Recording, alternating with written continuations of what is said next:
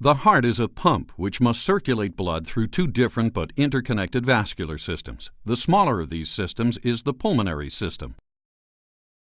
Blood returning from the upper part of the body is delivered to the right atrium of the heart by the superior vena cava, one of the body's two largest veins, while blood returning from the lower part of the body is delivered to the right atrium by the other major vein, the inferior vena cava.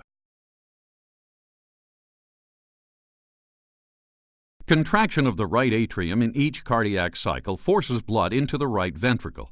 This is followed by contraction of the right ventricle, which pumps blood into the pulmonary artery, sending it on through the blood vessels of the lungs.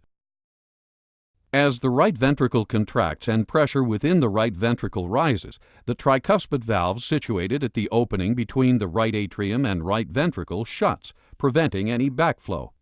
The pressure generated by contraction of the right ventricle soon opens the pulmonary valve and blood enters the circulation of the lungs.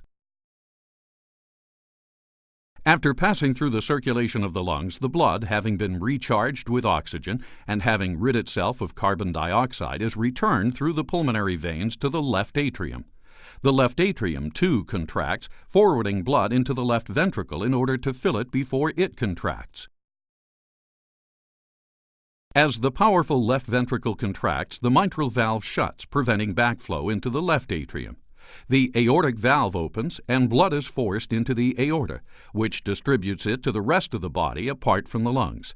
As the contraction comes to an end and pressure in the aorta falls, the aortic valve snaps shut to prevent backflow into the left ventricle.